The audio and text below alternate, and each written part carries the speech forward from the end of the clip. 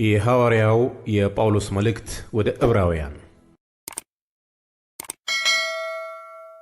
ምዕራፍ 1 ከጥንት ጀምሮ እግዚአብሔር በብዙ ዓይነትና በብዙ ጎዳና ለአባቶቻችን በነቢያት ተናግሮ ሁሉን ወራሽ ባደረገው ደግሞም ዓለማትን በፈጠረበት በልጁ በዚህ ዘመን መጨረሻ ለእኛ ተናገረን።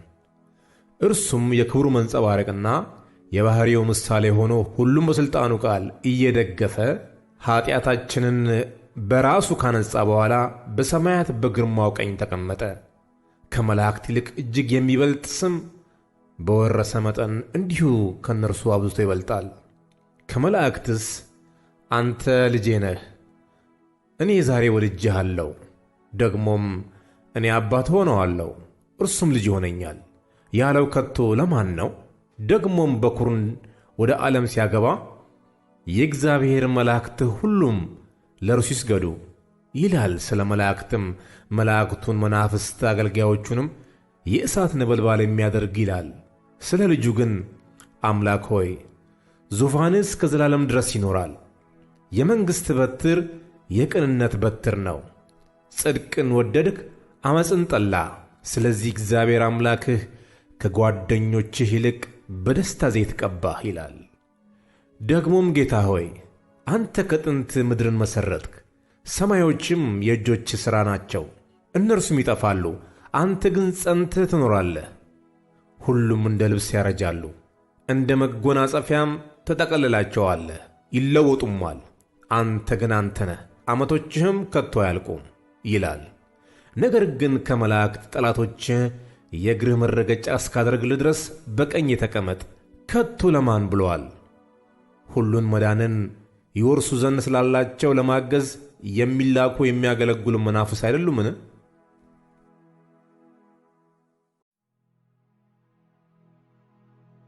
ምዕራፍ 2 ስለዚህ ከሰማነው ነገር ምናልባት እንዳንወሰድ ለእርሱ አብልጠን ልንጠነቀቅ ያስፈልገናል። በመላእክት የተነገረው ቃል ጽኑ ከሆነ መተላለፍና አለመታዘዝም ሁሉ የጽድቅ ብድራት ከተቀበለ እኛስ እንዲህ ያለውን ታላቅ መዳን ቸል ብንለው እንዴት እናመልጣለን? ይህ በጌታ በመጀመሪያ የተነገረ ነበርና እየሰሙትም ለእኛ ጸኑት። እግዚአብሔርም እርሱ ራሱ እንደፈቀደ በምልክትና በድንቅ ነገር በልዩ ልዩ ታምራትም መንፈስ ቅዱስንም በማደል አብሮ መሰከረለት። ስለ እርሱ የምንናገርበትን የሚመጣውን ዓለም ለመላእክት ያስገዛው አይደለምና፣ ነገር ግን አንዱ በአንዱ ስፍራ ታስበው ዘንድ ሰው ምንድን ነው?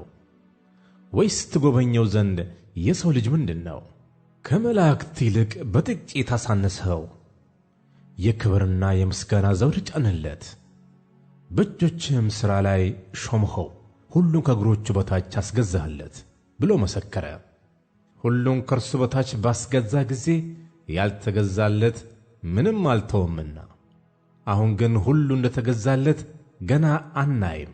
ነገር ግን በእግዚአብሔር ጸጋ ስለ ሰው ሁሉ ሞትን ይቀምስ ዘንድ ከመላእክት ይልቅ በጥቂት አንሶ የነበረውን ኢየሱስን ከሞት መከራ የተነሣ የክብርና የምስጋና ዘውድ ተጭኖ እናየዋለን።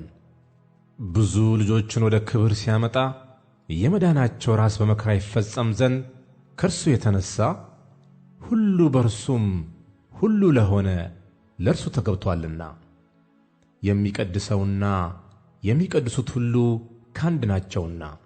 ስለዚህም ምክንያት ስምህን ለወንድሞቼ ነግራቸዋለሁ፣ በማኅበርም መካከል በዜማ አመሰግንሃለሁ። ደግሞም እኔ በእርሱ እታመናለሁ። ደግሞም እነሆኝ እኔ እግዚአብሔር የሰጠኝንም ልጆች ሲል ወንድሞቼ ብሎ ሊጠራቸው አያፍርም። እንግዲህ ልጆቹ በሥጋና በደም ስለሚካፈሉ እርሱ ደግሞ በሞት ላይ ሥልጣን ያለውን በሞት እንዲሽር ይኸውም ዲያብሎስ ነው።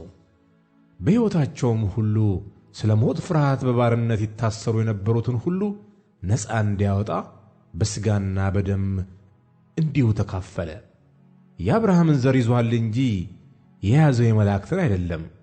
ስለዚህ የሕዝብን ኀጢአት ለማስተረይ ለእግዚአብሔር በሆነው ነገር ሁሉ የሚምርና የታመነ ሊቀ ካህናት እንዲሆን በነገር ሁሉ ወንድሞቹን ሊመስል ተገባው።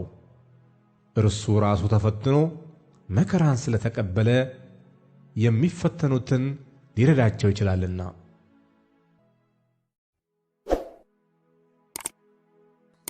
ምዕራፍ 3 ስለዚህ ከሰማያዊው ጥሪ ተካፋዮች የሆናችሁ ቅዱሳን ወንድሞቼ ሆይ የሃይማኖታችንን ሐዋርያና ሊቀ ካህናት ኢየሱስ ክርስቶስን ተመልከቱ።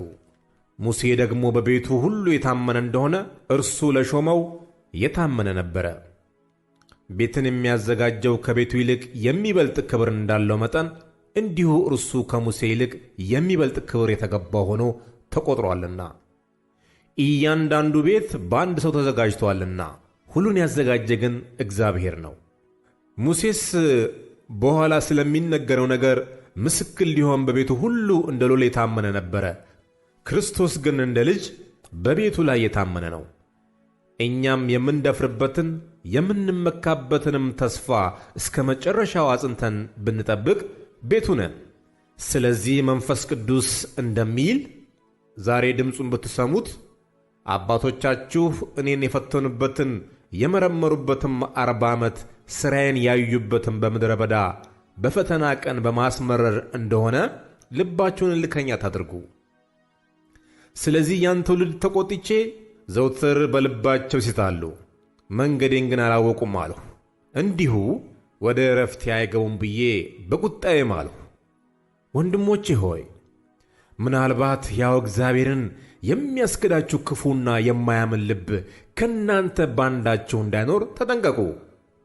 ነገር ግን ከእናንተ ማንም በኀጢአት መታለል እልከኛ እንዳይሆን ዛሬ ተብሎ ሲጠራ ሳለ በእያንዳንዱ ቀን እርስ በርሳችሁ ተመካከሩ።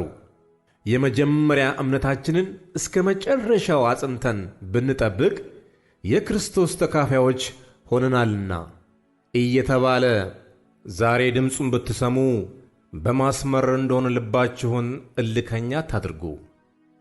ሰምተው ያስመረሩት እነማን ነበሩ? በሙሴ ተመርተው ከግብፅ የወጡ ሁሉ አይደሉምን? 40 ዓመትም የተቆጣባቸው እነማን ነበሩ? ሬሳቸው በምድረ በዳ የወደቀ ኀጢአትን ያደረጉት እነርሱ አይደሉምን? ካልታዘዙትም በቀር ወደ ዕረፍቱ እንዳይገቡ የማለባቸው እነማን ነበሩ? ባለማመናቸው ጠንቅ ሊገቡ እንዳልተቻላቸው እናያለን።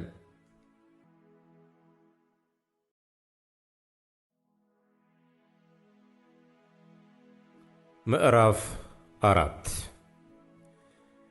እንግዲህ ወደ ዕረፍቱ ለመግባት ተስፋ ገና ቀርቶልን ከሆነ ምናልባት ከእናንተ ማንም የማይበቃ መስሎ እንዳይታይ እንፈራለን። ለእነዚህ ደግሞ እንደተነገረ ለእኛ የምሥራች ተሰብኮልናልና። ዳሩ ግን የሰሙት ቃል ከሰሚዎች ጋር በእምነት ስላልተዋሃደ አልጠቀማቸውም።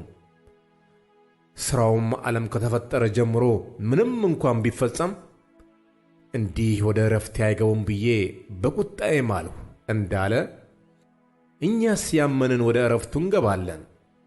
ስለ 7ተኛው ቀን በአንድ ስፍራ እግዚአብሔርም በ7ተኛው ቀን ከሥራ ሁሉ አረፈ ብሎአልና በዚህ ስፍራም ደግሞ ወደ ዕረፍቴ አይገቡም። እንግዲህ አንዳንዶች በዚያ እንዲገቡ ስለቀሩ ደግሞም የምሥራች የተሰበከላቸው ባለመታዘዝ ጠንቅ ስላልገቡ ዛሬ ድምፁን ብትሰሙት ልባችሁን እልከኛ ታድርጉ። በፊት እንደተባለ ይህንን ከሚያህል ዘመን በኋላ በዳዊት ሲነገር ዛሬ ብሎ አንድ ቀን እንደገና ይቆጠራል። ኢያሱ አሳርፏቸው ኖሮ ቢሆንስ ከዚያ በኋላ ስለ ሌላ ቀን ባልተናገረ ነበር። እንግዲያስ የሰንበት ዕረፍት ለእግዚአብሔር ሕዝብ ቀርቶላቸዋል። ወደ ዕረፍቱ የገባ እግዚአብሔር ከሥራው እንዳረፈ እርሱ ደግሞ ከሥራው አርፏልና። እንግዲህ እንደዚያ እንዳለመታዘዝ ምሳሌ ማንም እንዳይወድቅ ወደዚያ ዕረፍት ለመግባት እንትጋ። የእግዚአብሔር ቃል ሕያው ነውና የሚሠራም ሁለትም አፍ ካለው ሰይፍ ይልቅ የተሳለ ነው፣ ነፍስንና መንፈስንም ጅማትና ቅልጥምንም እስኪለይ ድረስ ይወጋል፣ የልብንም ስሜትና ሐሳብ ይመረምራል። እኛን በሚቆጣጠር በእርሱ ዐይኖቹ ፊት ሁሉ ነገር የተራቆተና የተገለጠ ነው እንጂ በእርሱ ፊት የተሰወረ ፍጥረት የለም። እንግዲህ በሰማያት ያለፈ ትልቅ ሊቀ ካህናት የእግዚአብሔር ልጅ ኢየሱስ ስላለን ጸንተን ሃይማኖታችንን እንጠብቅ። ከኀጢአት በቀር በነገር ሁሉ እንደኛ የተፈተነ ነው እንጂ በድካማችን ሊራራልን የማይችል ሊቀ ካህናት የለንም። እንግዲህ ምሕረትን እንድንቀበል በሚያስፈልገንም ጊዜ የሚረዳንን ጸጋ እንድናገኝ ወደ ጸጋው ዙፋን በእምነት እንቅረብ።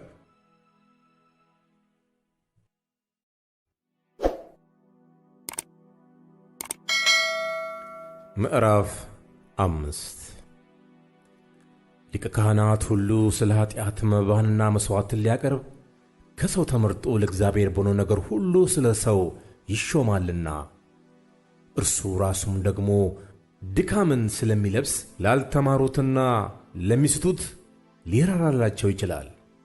በዚህ ምክንያት ስለ ሕዝብ እንዲያቀርብ እንዲሁ ስለ ራሱ ደግሞ መሥዋዕት ስለ ኀጢአት ሊያቀርብ ይገባዋል። እንደ አሮንም በእግዚአብሔር የተጠራ በቀር ማንም ክብሩ ለራሱ የሚወስድ የለም። እንግዲህ ክርስቶስ ደግሞ ሊቀ ካህናት ሊሆን ራሱን አላከበረም።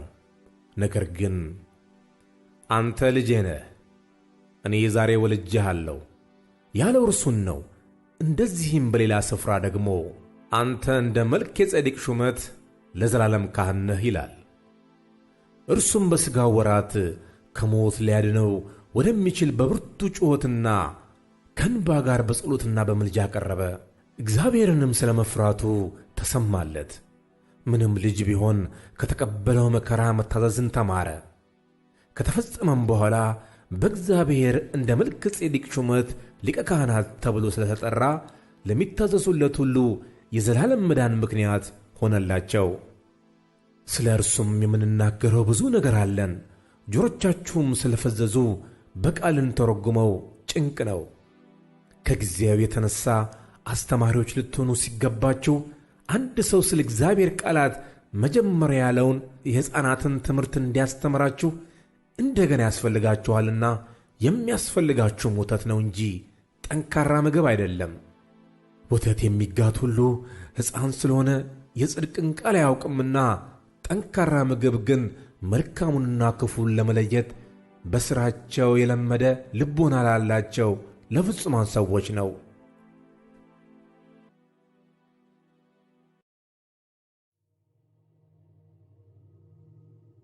ምዕራፍ 6 ስለዚህ የክርስቶስን ነገር መጀመሪያ የሚናገረውን ቃል ትተን ወደ ፍጻሜ እንሂድ።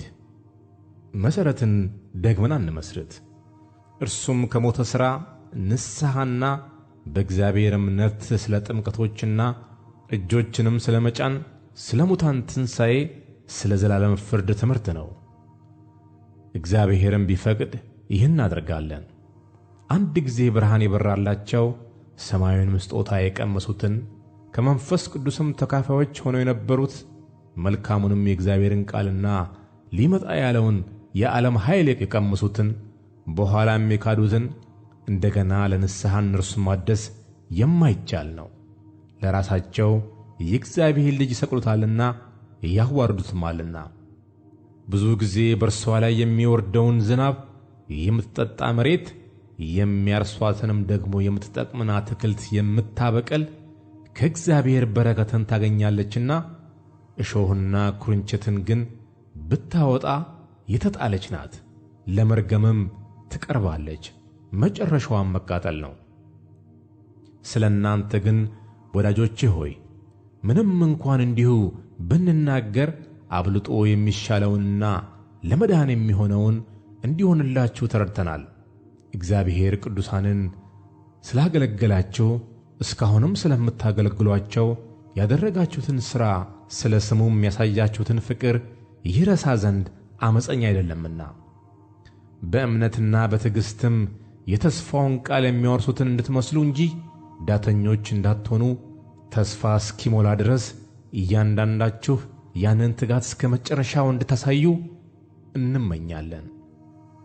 እግዚአብሔርም ለአብርሃም ተስፋ በሰጠው ጊዜ በእውነት እየባረክሁ እባርክሃለሁ እያበዛሁም አበዛሃለሁ ብሎ ከእርሱ በሚበልጥ በማንም ሊምል ስላልቻለ በራሱ ማለ። እንዲሁም እርሱ ከታገሰ በኋላ ተስፋውን አገኘ። ሰዎች ከእነርሱ በሚበልጠው ይምላሉና ለማስረዳትም የሆነው መሐላ የሙግት ሁሉ ፍጻሜ ይሆናል። ስለዚህም እግዚአብሔር የተስፋውን ቃል ለሚወርሱ ፍቃዱ እንደማይለወጥ አብልጦ ሊያሳያቸው ስለፈቀደ እግዚአብሔር ሊዋሽ በማይችል በሁለት በማይለወጥ ነገር በፊታቸው ያለውን ተስፋ ለመያዝ ለሸሸን ለእኛ ብርቱ መጽናናት ይሆንልን ዘንድ በመሐላ መካከል ገባ። ይህም ተስፋ እንደ ነፍስ መልሕቅ አለን። እርሱም እርግጥና ጽኑ የሆነ ወደ መጋረጃውም ውስጥ የገባ ነው። በዚያም ኢየሱስ እንደ መልከ ጼዴቅ ሹመት ለዘላለም ሊቀ ካህናት የሆነው ስለ እኛ ቀዳሚ ሆኖ ገባ።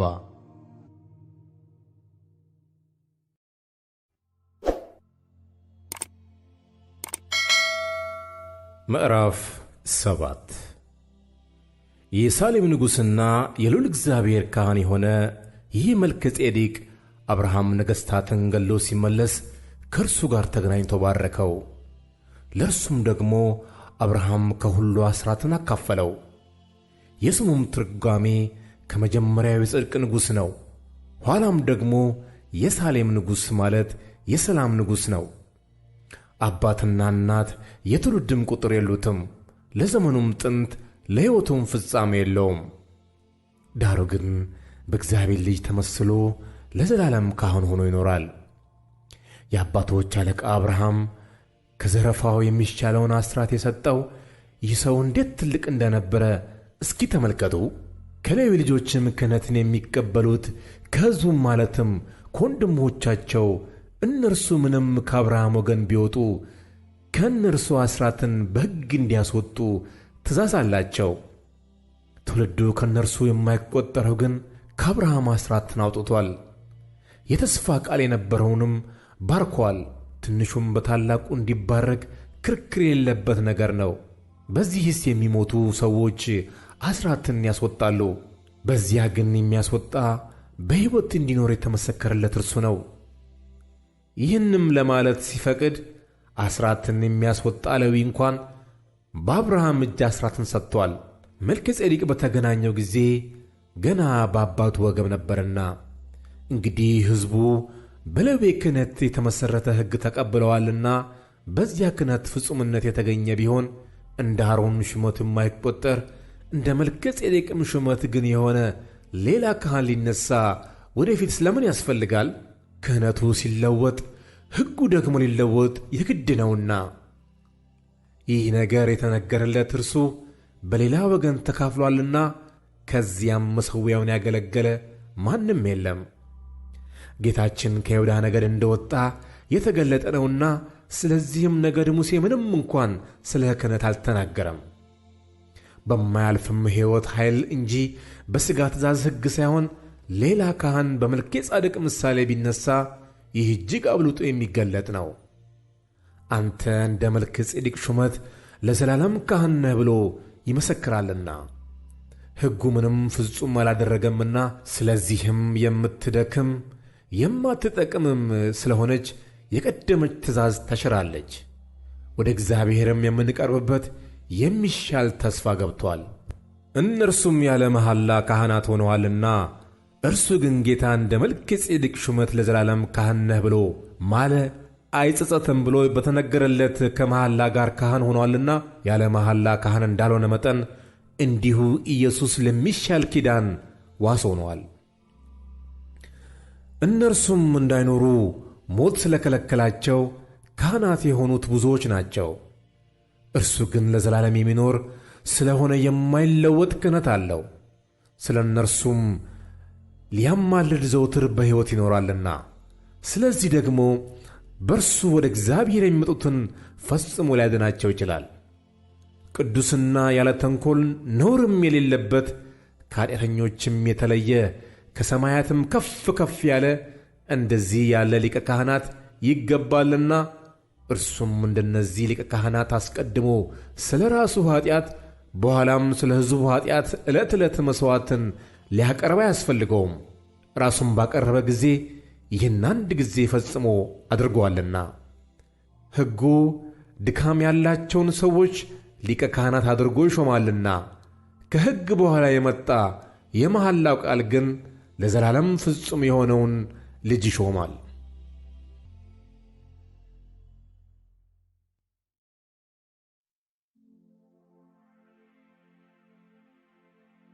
ምዕራፍ 8 ከተናገርነውም ዋና ነገሩ ይህ ነው። በሰማያት በግርማው ዙፋን ቀኝ የተቀመጠ እንዲህ ያለ ሊቀ ካህናት አለን። እርሱም የመቅደስና የእውነተኛ ድንኳን አገልጋይ ነው። እርሷም በሰው ሳይሆን በጌታ የተተከለች ናት። ሊቀ ካህናት ሁሉ መባንና መሥዋዕትን ሊያቀርብ ይሾማልና፣ ስለዚህም ለዚህ ደግሞ የሚያቀርበው አንዳች ሊኖረው የግድ ነው። እንግዲህ በምድር ቢኖርስ እንደ ሕግ መባን የሚያቀርቡት ስላሉ ካህን እንኳን ባልሆነም። እነርሱም ሙሴ ድንኳኒቱን ሊሠራ ሳለ እንደ ተረዳ ለሰማያዊው ነገር ምሳሌና ጥላ የሚሆነውን ያገለግላሉ። በተራራው እንደ ተገለጠልህ ምሳሌ ሁሉን ታደርግ ዘንድ ተጠንቀቅ ብሎት ነበርና፣ አሁን ግን በሚሻል ተስፋ ቃል በተመሠረተ በሚሻል ኪዳን ደግሞ መካከለኛ እንደሚሆን በዚያ ልክ እጅግ የሚሻል አገልግሎት አግኝቶአል። ፊተኛው ኪዳን ነቀፋ ባይኖረው ለሁለተኛው ስፍራ ባልተፈለገም ነበር፣ እነርሱን እየነቀፈ ይላቸዋልና። እነሆ ከእስራኤል ቤትና ከይሁዳ ቤት ጋር አዲስ ኪዳን የምገባበት ወራት ይመጣል ይላል ጌታ። ከግብፅ አገር አወጣቸው ዘንድ እጃቸውን በያዝኩበት ቀን ከአባቶቻቸው ጋር እንደ ገባሁት ኪዳን አይደለም።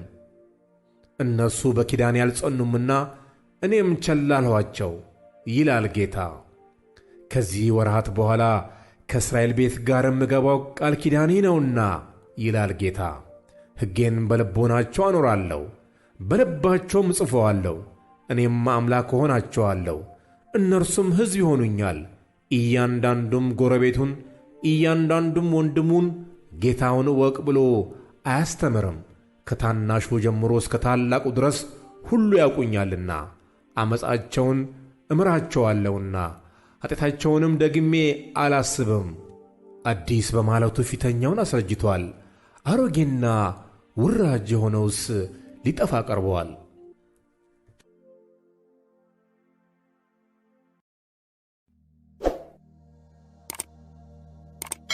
ምዕራፍ 9 ፊተኛይቱም ደግሞ የአገልግሎት ሥርዓትና የዚህ ዓለም የሆነው መቅደስ ነበራት። የመጀመሪያይቱ ድንኳን ተዘጋጅታ ነበርና በእርሷም ቅድስት በምትባለው ውስጥ መቅረዙና ጠረጴዛው የመሥዋዕቱም ኅብስት ነበረባት። ከሁለተኛውም መጋረጃ ወዲያ ቅድስተ ቅዱሳን የምትባለው ድንኳን ነበረች። በዚያም ውስጥ የወርቅ ማዕጠንት ነበረ። ሁለንተናውም በወርቅ የተለበጠች የኪዳን ታቦት፣ በእርሷም ውስጥ መና ያለበት የወርቅ መሶብና የበቀለች የአሮን በትር የኪዳኑም ጽላት ነበሩ። በላዩም ማስተስረያውን የሚጋርዱ የክብር ኪሩቤል ነበሩ። ስለ እነዚህም ስለ እያንዳንዳቸው ልንናገር አሁን አንችልም። ይህም እንደዚህ ተዘጋጅቶ ሳለ ካህናት አገልግሎታቸውን እየፈጸሙ ዘውትር በፊተኛይቱ ድንኳን ይገቡባታል። በሁለተኛው ግን ሊቀ ካህናት ብቻውን በዓመት አንድ ጊዜ ይገባባታል። እርሱም ስለ ራሱና ስለ ሕዝቡ ስህተት የሚያቀርበውን ደም ሳይዝ አይገባም። ፊተኛይቱም ድንኳን በዚያ ገና ቆማ ሳለች ወደ ቅድስት የሚወስደው መንገድ ገና እንዳልተገለጠ መንፈስ ቅዱስ ያሳያል። ይህም ለአሁኑ ጊዜ ምሳሌ ነው። እንደዚህም መባና መሥዋዕት ይቀርባሉ። እነዚህም እስከ መታደስ ዘመን ድረስ የተደረጉ ስለ ምግብና ስለ መጠጥም ስለ ልዩ ልዩ መታጠብም የሚሆኑ የሥጋ ሥርዓቶች ብቻ ናቸውና የሚያመልከውን በሕሊና ፍጹም ሊያደርጉት አይችሉም። ነገር ግን ክርስቶስ ይመጣ ዘንድ ላለው መልካም ነገር ሊቀ ካህናት ሆኖ በምትበልጠውና በምትሻለው በእጆችም ባልተሠራች ማለት ለዚህ ፍጥረት ባልሆነች ድንኳን የዘላለም ቤዛነትን አግኝቶ አንድ ጊዜ ፈጽሞ ወደ ቅድስት በገዛ ደሙ ገባ እንጂ በፍየሎችና በጥጆች ደም አይደለም። የኮርማዎችና የፍየሎች ደም በረከሱትም ላይ የተረጨ የጊደር አመድ ሥጋን ለማንጻት የሚቀድሱ ከሆኑ ነውር የሌለው ሆኖ በዘላለም መንፈስ ራሱን ለእግዚአብሔር ያቀረበ የክርስቶስ ደም እንዴት ይልቅ ሕያውን እግዚአብሔርን ልታመልኩ ከሞተ ሥራ ሕሊናችሁን ያነጻ ይሆን? ስለዚህም የፊተኛው ኪዳን ሲጸና ሕግን የተላለፉትን የሚቤዥ ሞት ስለሆነ የተጠሩት የዘላለምን ርስት የተስፋ ቃል እንዲቀበሉ እርሱ የአዲስ ኪዳን መካከለኛ ነው። ኑዛዜ ያለ እንደሆነ የተናዛዡን ሞት ማርዳት የግድ ነውና ሰው ሲሞት ኑዛዜው ይጸናልና፣ ተናዛዡ በሕይወት ሲኖር ግን ከቶ አይጠቅምም። ስለዚህም ፊተኛው ኪዳን እንኳን ያለ ደም አልተመረቀም።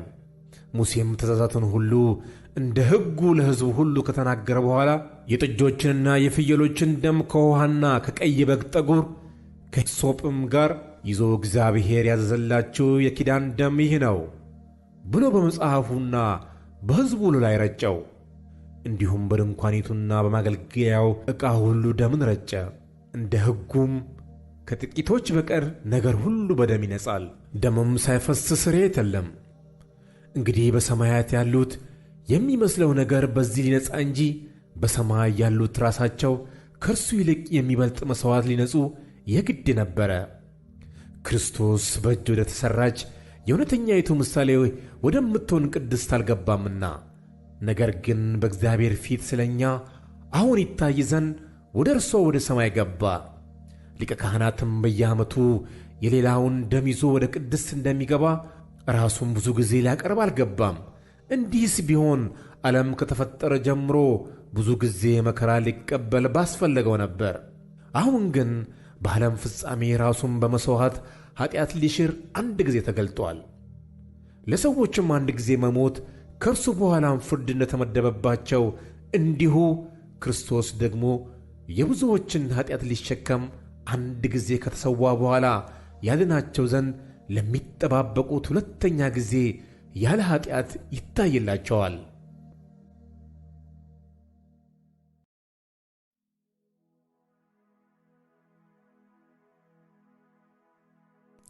ምዕራፍ 10 ሕጉ ሊመጣ ያለው የበጎ ነገር እውነተኛ አምሳል ሳይሆን የነገር ጥላ አለውና፣ ስለዚህም በየዓመቱ ዘውትር በሚያቀርቡት በዚያ መሥዋዕት የሚቀርቡትን ሊፈጽም ከቶ አይችልም።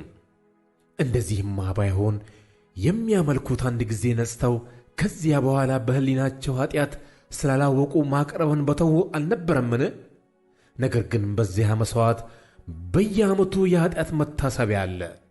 የኮርማዎችና የፍየሎች ደም ኃጢአትን እንዲያስወግድ የማይቻል ነውና። ስለዚህ ወደ ዓለም ሲገባ መሥዋዕትንና መባን አልወደድህም፣ ሥጋን ግን አዘጋጀህልኝ። በሙሉ በሚቃጠል መሥዋዕትና ስለ ኃጢአት በሚሰዋ መሥዋዕት ደስ አላለህም። በዚያን ጊዜ እነሆ በመጽሐፍ ጥቅልል ስለ እኔ እንደተጻፈ አምላኬ ሆይ ፍቃድህን ላደርግ መጥቻለሁ አልሁ ይላል። በዚህ ላይ መሥዋዕትንና መባን በሙሉ የሚቃጠል መሥዋዕትንም ስለ ኃጢአት የሚሰዋ መሥዋዕትንም አልወደድህም፣ በእርሱም ደስ አላለህም ብሎ እነዚህም እንደ ሕግ የሚቀርቡት ናቸው። ቀጥሎ እነሆ አምላኬ ሆይ ፍቃድህን ላደርግ መጥቻለሁ ብሎአልና። ሁለተኛ ሊያቆም የፊተኛውን ይሽራል። በዚህም ፍቃድ የኢየሱስ ክርስቶስን ሥጋ አንድ ጊዜ ፈጽሞ በማቅረብ ተቀድሰናል። ሊቀ ካህናትም ሁሉ ዕለት ዕለት እያገለገለ ኃጢአትን ሊያስወግድ ከቶ የማይችሉትን እነዚያን መሥዋዕቶች ብዙ ጊዜ እያቀረበ ቆሟል። እርሱ ግን ስለ ኃጢአት አንድን መሥዋዕት ለዘላለም አቅርቦ በእግዚአብሔር ቀኝ ተቀመጠ። ጠላቶቹንም የእግሩ መረገጫ እስኪደረጉ ድረስ ወደፊት ይጠብቃል። አንድ ጊዜ በማቅረብ የሚቀደሱትን የዘላለም ፍጹማን አድርጓቸዋልና፣ መንፈስ ቅዱስም ደግሞ ስለዚህ ይመሰክርልናልና። ከዚያ ወራት በኋላ ከእነርሱ ጋር የምገባው ኪዳን ይህ ነው ይላል ጌታ። በልባቸው ሕጌን አኖራለሁ፣ በልባቸውም እጽፈዋለሁ ብሎ ከተናገረ በኋላ ኃጢአታቸውንና ዓመፃቸውንም ደግሜ አላስብም ይላል። የእነዚህንም ስርየት ባለበት ዘንድ ከዚህ ወዲህ ስለ ኃጢአት ማቅረብ የለም። እንግዲህ ወንድሞች ሆይ በመረቀልን በአዲስና በሕያዋ መንገድ ወደ ቅድስት በኢየሱስ ደም በመጋረጃዋ ማለት በሥጋዋ በኩል እንድንገባ ድፍረት ስላለን፣ በእግዚአብሔርም ቤት ላይ የሆነ ታላቅ ካህን ስላለን ከክፉ ሕሊና ለመንጻት ልባችንን ረጭተን ሰውነታችንን በጥሩ ውኃ ታጥበን በተረዳንበት እምነት በቅን ልብ እንቅረብ። የተስፋን ቃል የሰጠው የታመነ ነውና እንዳይነቃነቅ የተስፋችን ምስክርነትን እንጠብቅ። ለፍቅርና ለመልካምም ሥራ እንድንነቃቃ እርስ በርሳችን እንተያይ። በአንዳንዶችም ዘንድ ልማድ እንደሆነው መሰባሰባችንን አንተው፣ እርስ በርሳችን እንመካከር እንጂ ይልቁንም ቀኑ ሲቀርብ እያያችሁ አብልጣችሁ ይህንን አድርጉ። የእውነትን ዕውቀት ከተቀበልን በኋላ ወደን ኀጢአት ብናደርግ ከእንግዲህ ወዲህ ስለ ኀጢአት መሥዋዕት አይቀርልንምና። የሚያስፈራ ግን የፍርድ መጠበቅ ተቃዋሚዎችን ሊበላ ያለው የእሳት ብርታት አለ። የሙሴን ሕግ የናቀ ሰው 2 ወይም 3 ቢመሰክሩበት ያለ ርኅራኄ ይሞታል። የእግዚአብሔርን ልጅ የረገጠ ያንንም የተቀደሱትንም የኪዳኑንም ደም እንደ ርኩስ ነገር የቈጠረ የጸጋውንም መንፈስ ያክፋፋ እንዴት ይልቅ የሚብስ ቅጣት የሚገባው ይመስላችኋል? በቀል የኔ ነው፣ እኔ ብድራትን እመልሳለሁ ያለውን እናውቃለንና። ደግሞም ጌታ በሕዝቡ ይፈርዳል። በሕያው እግዚአብሔር እጅ መውደቅ የሚያስፈራ ነው። ነገር ግን ግማሽ በነቀፋና በጭንቅ እንደ መጫወቻ ስለሆናችሁ፣ ግማሽም እንዲህ ካሉት ጋር ስለተካፈላችሁ ብርሃን ከበራላችሁ በኋላ መከራ በሆነበት በትልቅ ተጋድሎ የጸናችሁበትን የቀድሞውን ዘመን አስቡ። የሚበልጥና ለዘወትር የሚኖር ገንዘብ በሰማይ ለራሳችሁ እንዳላችሁ አውቃችሁ በእስራቴ ራራችሁልኝ። የገንዘባችሁንም ንጥቂያ በደስታ ተቀበላችሁ። እንግዲህ ታላቅ ብድራት ያለውን ድፍረታችሁን አትጣሉ። የእግዚአብሔርን ፍቃድ አድርጋችሁ የተሰጣችሁን የተስፋ ቃል እንድታገኙ መጽናት ያስፈልጋችኋልና። ገና በጣም ጥቂት ጊዜ ነው። ሊመጣ ያለውም ይመጣል፣ አይዘገይምም። ጻድቅ ግን በእምነት ይኖራል። ወደ ኋላም ቢያፈገፍግ ነፍሴ በእርሱ ደስ አይላትም። እኛ ግን ነፍሳቸውን ሊያድኑ ከሚያምኑት ነን እንጂ ወደ ጥፋት ከሚያፈገፍጉ አይደለንም።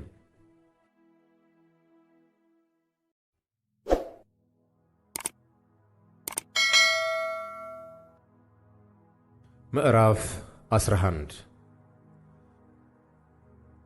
እምነትም ተስፋ ስለምናደርገው ነገር የሚያስረግጥ የማናየውንም ነገር የሚያስረዳ ነው። ለሽማግሌዎች የተመሰከረላቸው በዚህ ነውና ዓለሞች በእግዚአብሔር ቃል እንደተዘጋጁ፣ ስለዚህም የሚታየው ነገር ከሚታዩት እንዳልሆነ በእምነት እናስተውላለን። አቤል ከቃየል ይልቅ የሚበልጥ መሥዋዕትን ለእግዚአብሔር በእምነት አቀረበ።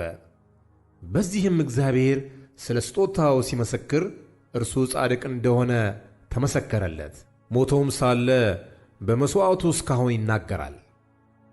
ሄኖክ ሞትን እንዳይ በእምነት ተወሰደ፣ እግዚአብሔርም ስለ ወሰደው አልተገኘም። ሳይወሰድ እግዚአብሔርን ደስ እንዳሰኘ ተመስክሮለታልና። ያለ እምነትም ደስ ማሰኘት አይቻልም። ወደ እግዚአብሔር የሚያደርስ እግዚአብሔር እንዳለ ለሚፈልጉትም ዋጋ እንዲሰጥ ያምን ዘንድ ያስፈልገዋልና። ኖኅ ገና ስለማይታየው ነገር ተረድቶ እግዚአብሔርን እየፈራ ቤተሰቦቹን ለማዳን መርከብን በእምነት አዘጋጀ። በዚያም ዓለምን ኮነነ፣ በእምነትም የሚገኘውን ጽድቅ ወራሽ ሆነ። አብርሃም የተባለውን ርስት አድርጎ ሊቀበለው ወዳለው ስፍራ ለመውጣት በእምነት ታዘዘ። ወዴትም እንደሚሄድ ሳያውቅ ወጣ። ለእንግዶች እንደሚሆን በተስፋ ቃል በተሰጠው ነገር በድንኳን ኖረ። ያን የተስፋ ቃል አብረውት ከሚወርሱ ከይስሐቅና ከያዕቆብ ጋር እንደ መጻተኛ በእምነት ተቀመጠ። መሠረት ያላትን እግዚአብሔር የሠራትና የፈጠራትን ከተማ ይጠብቅ ነበርና። ተስፋ የሰጠው የታመነ እንደሆነ ስለ ቈጠረች ሳራ ራሷ ደግሞ ዕድሜዋ እንኳን ካለፈው በኋላ ዘርን ለመጸነስ ኃይልን በእምነት አገኘች። ስለዚህ ደግሞ በብዛታቸው እንደ ሰማይ ኮከብ እንደማይቈጠርም በባሕር ዳር እንዳለ አሸዋ የነበሩት የሞትን ሰው እንኳን ከመሰለው ካንዱ ተወለዱ። እነዚህ ሁሉ አምነው ሞቱ፣ የተሰጣቸውን የተስፋ ቃል አላገኙምና። ዳብ ግን ከሩቅ ሆነው አዩትና ተሳለሙት። በምድሪቱም እንግዶችና መጻተኞች እንዲሆኑ ታመኑ። እንግዲህ የሚሉት ለእነርሱ የሚሆነውን አገር እንዲፈልጉ ያመለክታሉና ያን የወጡበትን አገር አስበው ቢሆኑ ሊመለሱ ጊዜ በሆነባቸው ነበር። አሁን ግን የሚበልጠውን እርሱም ሰማያዊ አገር ይናፍቃሉ። ስለዚህ እግዚአብሔር አምላካቸው ተብሎ ሊጠራ በእነርሱ አያፍርም፣ ከተማን አዘጋጅቶላቸዋልና። አብርሃም በተፈተነ ጊዜ ይስሐቅን በእምነት አቀረበ። የተስፋን ቃል የተቀበለው በይስሐቅ ዘር ይጠራልሃል የተባለለት እርሱም አንድ ልጁን አቀረበ። እግዚአብሔር ከሙታን እንኳን ሊያስነሣው እንዲቻለው አስቧልና። ከዚያም ደግሞ በምሳሌ ያገኘው። ይስሐቅ ሊመጣ ስላለው ነገር ያዕቆብንና ኤሳውን በእምነት ባረካቸው። ያዕቆብ ሲሞት በእምነት የዮሴፍን ልጆች እያንዳንዳቸውን ባረካቸው። በዘንጉም ጫፍ ተጠግቶ ሰገደ። ዮሴፍም ወደ ሞት ቀርቦ ሳለ በእምነት ስለ እስራኤል ልጆች መውጣት አስታወሰ፣ ስለ አጥንቱም አዘዛቸው። ሙሴ ከተወለደ በኋላ ወላጆቹ ያማረ ሕፃን መሆኑን አይተው በእምነት 3 ወር ሸሸጉት፣ የንጉሡንም አዋጅ አልፈሩም። ሙሴም ካደገ በኋላ የፈርዖን የልጅ ልጅ እንዳይባል በእምነት እምቢ አለ። ከግብፅም ብዙ ገንዘብ ይልቅ ስለ ክርስቶስ መነቀፍ እጅግ የሚበልጥ ባለጠግነት እንዲሆን አስቧልና። ለጊዜው በኀጢአት ከሚገኝ ደስታ ይልቅ ከእግዚአብሔር ሕዝብ ጋር መከራን መቀበል መረጠ፣ ብድራቱን ትኩር ብሎ ተመልክቶአልና። የንጉሥን ቁጣ ሳይፈራ የግብፅን አገር የተወ በእምነት ነበር፣ የማይታየውን እንደማያየው አድርጎ ጸንቶአልና። አጥፊው የበኵሮቹን ልጆች እንዳይነካ ፋሲካንና ደምን መርጨትንም በእምነት አደረገ። በደረቅ ምድር እንደሚያልፍ በኤርትራ ባሕር በእምነት ተሻገሩ። የግብፅ ሰዎች ግን ሲሞክሩ ተዋጡ። የኢያሪኮ ቅጥር 7 ቀን ከዞሩበት በኋላ በእምነት ወደቀ። ጋለሞታይቱም ረዓብ ሰላዮችን በሰላም ስለተቀበለቻቸው ከማይታዘዙ ጋር በእምነት አልጠፋችም። እንግዲህ ምን እላለሁ? ስለ ጌዴዎንና ስለ ባርቅ፣ ስለ ሶምሶንና ስለ ዮፍታሔም፣ ስለ ዳዊትና ስለ ሳሙኤል፣ ስለ ነቢያትም እንዳልተርክ ጊዜ ያጥረኛልና። እነርሱ በእምነት መንግሥታትን ድል ነሡ፣ ጽድቅን አደረጉ፣ የተሰጠውን የተስፋ ቃል አገኙ፣ የአንበሶችን አፍ ዘጉ፣ የእሳትን ኃይል አጠፉ፣ ከሰይፍ ስለት አመለጡ፣ ከድካማቸው በረቱ፣ በጦርነት ኃይለኞች ሆኑ፣ የባዕድ ጭፍሮችን አባረሩ። ሴቶች ሙታናቸውን በትንሣኤ ተቀበሉ። ሌሎችም መዳንን ሳይቀበሉ የሚበልጠውን ትንሣኤ እንዲያገኙ እስከ ሞት ድረስ ተደበደቡ። ሌሎችም መዘበቻ በመሆንና በመገረፍ ከዚህም በላይ በእስራትና በወህኒ ተፈተኑ። በድንጋይ ተወግረው ሞቱ፣ ተፈተኑ፣ በመጋዝ ተሰነጠቁ፣ በሰይፍ ተገድለው ሞቱ። ሁሉን እያጡ መከራን እየተቀበሉ እየተጨነቁ የበግ የፍየል ሌጦ ለብሰው ዞሩ።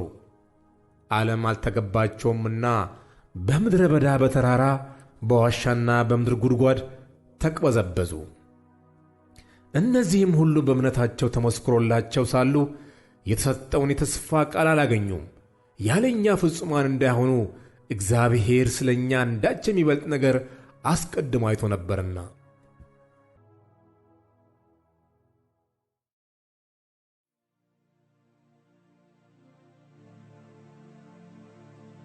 ምዕራፍ 12 እንግዲህ እነዚህን የሚያህሉ ምስክሮች እንደ ደመና በዙሪያችን ካሉልን፣ እኛ ደግሞ ሸክምን ሁሉ ቶሎም የሚከበንን ኃጢአት አስወግደን የእምነታችንንም ራስና ፈጻሚውን ኢየሱስን ተመልክተን በፊታችን ያለውን ሩጫ በትዕግሥት እንሩጥ።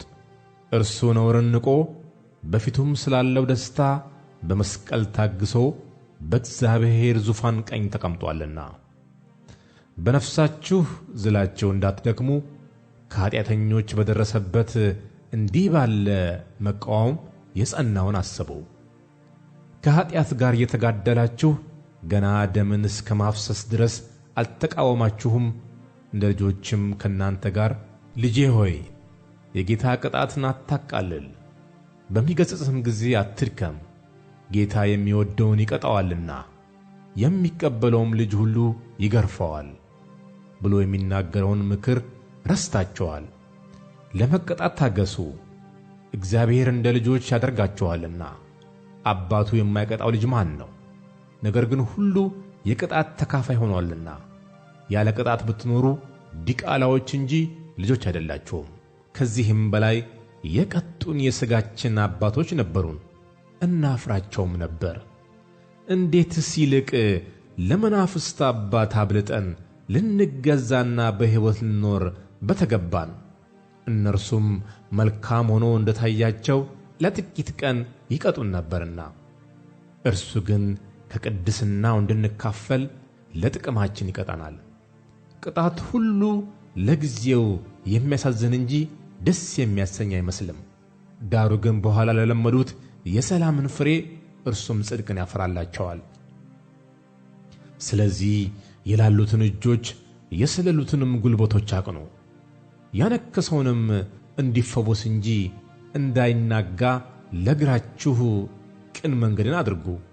ከሰው ሁሉ ጋር ሰላምን ተከታተሉ፣ ትቀደሱም ዘንድ ፈልጉ። ያለ እርሱ ጌታን ሊያይ የሚችል የለምና።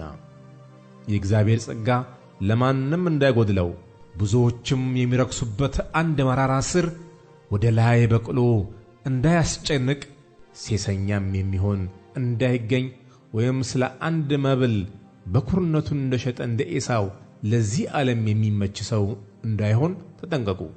ከዚያ በኋላ እንኳን በረከቱን ሊወርስ በወደደ ጊዜ እንደ ተጣለ ታውቃላችሁና።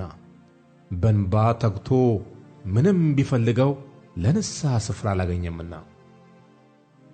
ሊዳሰስ ወደሚችል ወደሚቃጠልም እሳት፣ ወደ ጭጋግም፣ ወደ ጨለማም፣ ወደ አውሎ ነፋስም፣ ወደ መለከት ድምፅም፣ ወደ ቃሎችም ነገር አልደረሳችሁምና ያንም ነገር የሰሙት ሌላ ቃል እንዳይጨመርባቸው ለመኑ።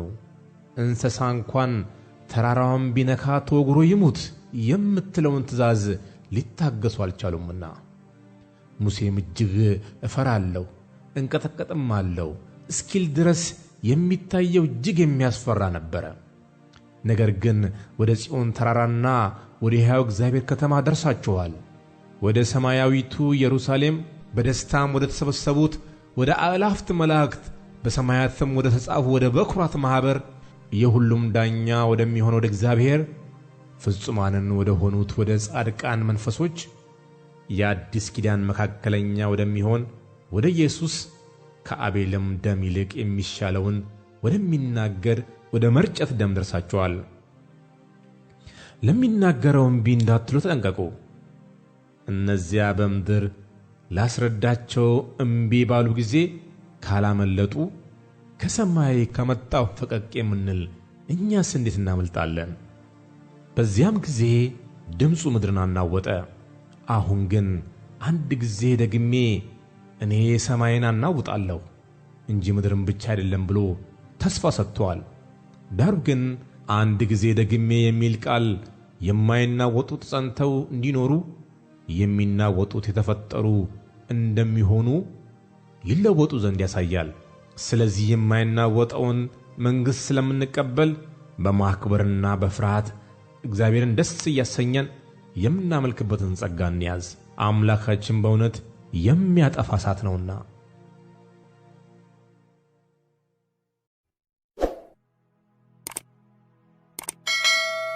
ምዕራፍ 13 የወንድማማች መዋደድ ይኑር። እንግዶችን መቀበል አትርሱ። በዚያ አንዳንዶች ሳያውቁ መላእክትን እንግድነት ተቀብለዋልና ከእነርሱ ጋር እንደታሰረ ሆናችሁ እስረኞችን አስቡ። የተጨነቁትንም ራሳችሁ ደግሞ በሥጋ እንዳለ ሆናችሁ አስቡ። መጋባት በሁሉ ዘንድ ክቡር፣ መኝታውም ንጹሕ ይሁን። ሴሰኞችና መንዝሮች ግን እግዚአብሔር ይፈርድባቸዋል። አካሄዳችሁ ገንዘብ ያለ መውደድ ይሁን። ያላችሁም ይብቃችሁ። እርሱ ራሱ አልለቅህም ከቶ አልተውህም ብሎአልና። ስለዚህ በድፍረት ጌታ ይረዳኛል፣ አልፈራም፣ ሰው ምን ያደርገኛል እንላለን። የእግዚአብሔርን ቃል የተናገሯችሁን ዋኖቻችሁን አስቡ። የኑሮአቸውንም ፍሬ እየተመለከታችሁ በእምነታቸው ምሰሏቸው። ኢየሱስ ክርስቶስ ትናንትናና ዛሬ እስከ ዘላለም ያው ነው። ልዩ ልዩ አይነት በሆነ እንግዳ ትምህርት አትወሰዱ። ልባችሁ በጸጋ ቢጸና መልካም ነው እንጂ በመብል አይደለም፣ በዚህ የሚሰሩባት አልተጠቀሙምና። መሠዊያ አለን፣ ከእርሱም ሊበሉ ድንኳኑትን የሚያገለግሉ መብት የላቸውም። ሊቀ ካህናት ስለ ኃጢአት ወደ ቅድስት የእንስሶችን ደም ያቀርባልና ሥጋቸው ግን ከሰፈሩ ውጭ ይቃጠላል። ስለዚህ ኢየሱስ ደግሞ በገዛ ደሙ ሕዝቡን እንዲቀድስ ከበር ውጭ መከራን ተቀበለ። እንግዲህ ነቀፌታውን እየተሸከምን ወደ እርሱ ወደ ሰፈሩ ውጪ እንውጣ። በዚህ የምትኖር ከተማ የለችምና፣ ነገር ግን ትመጣ ዘንድ ያላትን እንፈልጋለን። እንግዲህ ዘወትር ለእግዚአብሔር የምስጋና መሥዋዕት ማለት ለስሙ የሚመሰክሩ የከንፈሮችን ፍሬ በእርሱ እናቅርብለት። ነገር ግን መልካም ማድረግን ለሌሎች ማካፈልን አትርሱ። እንዲህ ያለው መሥዋዕት እግዚአብሔርን ደስ ያሰኘዋልና። ለዋኖቻችሁ ታዘዙና ተገዙ። እነርሱ ስልዴትን እንደሚሰጡ አድርገው ይህንኑ በደስታ እንጂ በሐዘን እንዳያደርጉት፣ ይህ የማይጠቅማችሁ ነበርና ስለ ነፍሳችሁ ይተጋሉ። ጸልዩልን። በነገር ሁሉ በመልካም እንድንኖር ወደን መልካም ሕሊና እንዳለን ተረድተናልና። ይልቁንም ፈጥኜ እንድመለስላችሁ ይህን ታደርጉ ዘንድ አጥብቄ ለምናችኋለሁ። በዘላለም ኪዳን ደም ለበጎች ትልቅ እረኛ የሆነውን ጌታችን ኢየሱስን ከሙታን ያወጣው የሰላም አምላክ በኢየሱስ ክርስቶስ በኩል በፊቱ ደስ የሚያሰኘውን በእናንተ እያደረገ ፍቃዱን ታደርጉ ዘንድ በመልካም ሥራ ሁሉ ፍጹማን ያድርጋችሁ። ለእርሱ እስከ ዘላለም ድረስ ክብር ይሁን፣ አሜን። ወንድሞች ሆይ የምክርን ቃል እንድትታገሱ መክራችኋለሁ። በጥቂት ቃል ጽፌላችኋለሁና። ወንድማችን ጢሞቴዎስ እንደ ተፈታ እወቁ። ቶሎ ብሎም ቢመጣ ከእርሱ ጋር አያችኋለሁ። ለዋኖቻችሁ ሁሉና ለቅዱሳን ሁሉ ሰላምታ አቅርቡልኝ። ከኢጣሊያ የሆኑት ሰላምታ ያቀርቡላችኋል። ጸጋ ከሁላችን ጋር ይሁን፣ አሜን።